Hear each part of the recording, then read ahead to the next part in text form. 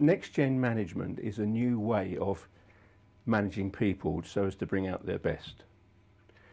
I think it's widely accepted now that we need to make some radical changes in the way we manage people. The Chartered Institute of Management has recently made such a statement: a change in direction is needed. When you think, well, what is the reason for that? Why are we starting to really evaluate the way we manage people? We're looking at the results that we're getting. Employee engagement is the big issue at the moment. Even at government level, a task force has been set up to try and improve engagement under David McLeod, the chairman, which we are contributing to.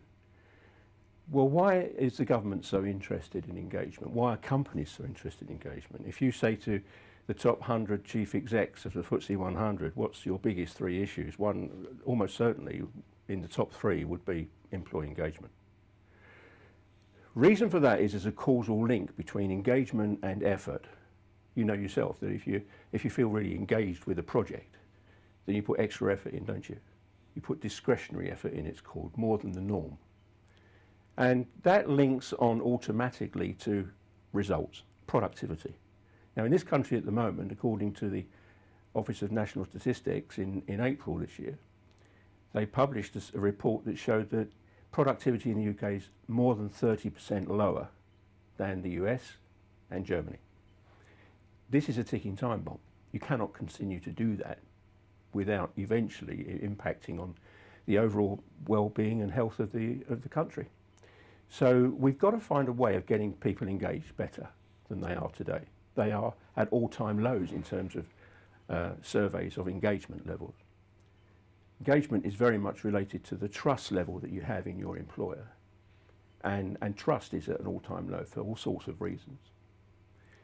So the government's task force were very keen to find out, well, what is it that really triggers engagement? What are the drivers of engagement? What is the main driver of engagement?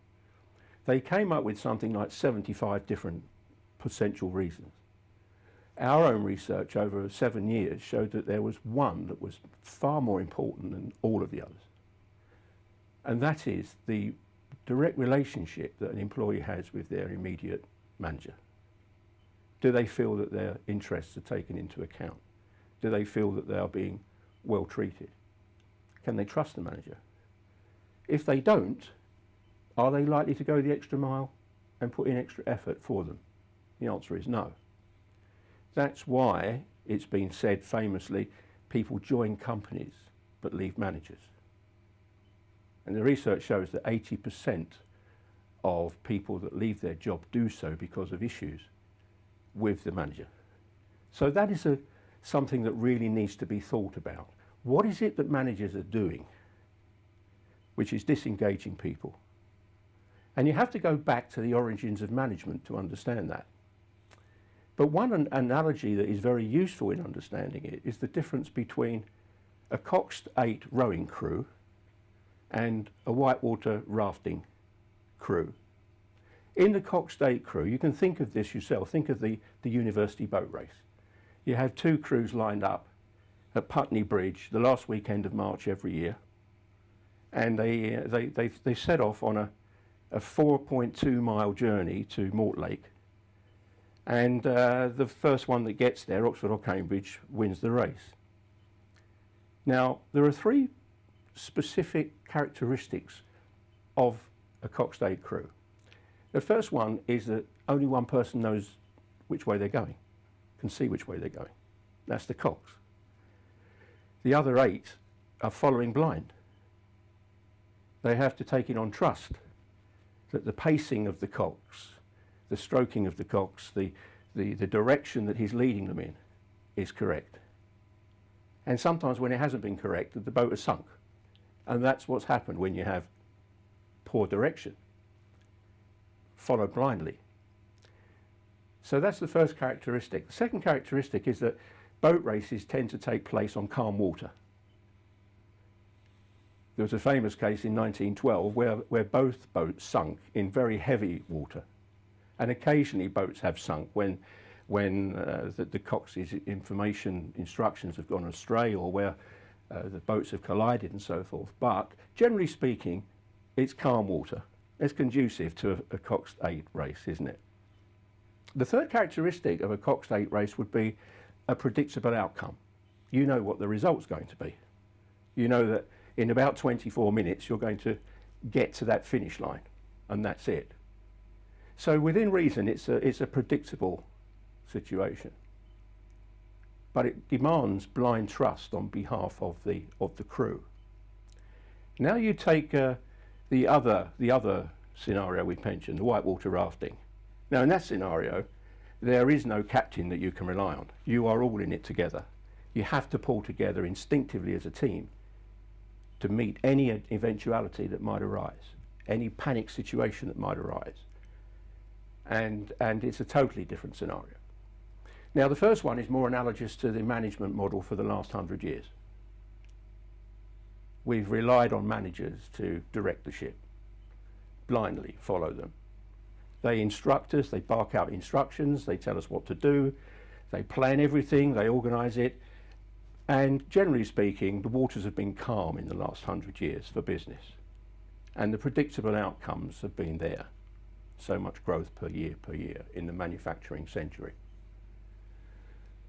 Today, of course, it's all different. We are living in the ultimate whitewater rafting environment in business today. It's totally different, isn't it?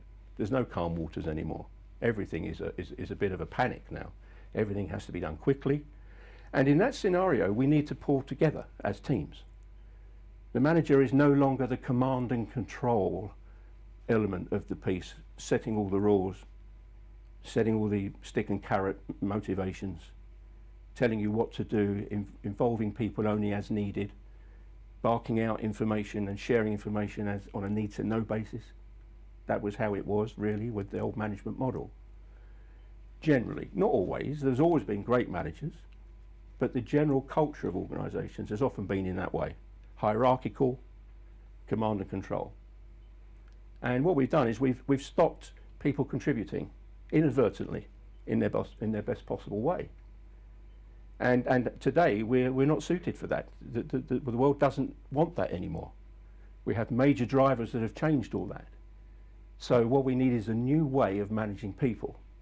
And our research over 7 years and pilot programs with the NextGen Manager program has shown great effectiveness in a new model, which is much more about creating trust between the manager and the team, building in trust between the group, and inspiring them by the use of emotional drivers, motivators, that can bring about their extra effort, their discretionary effort, because they feel their needs are being met, then they will reciprocate. And this management model that we've created and which we've developed and which we now promote through this program is called the NextGen Management Program.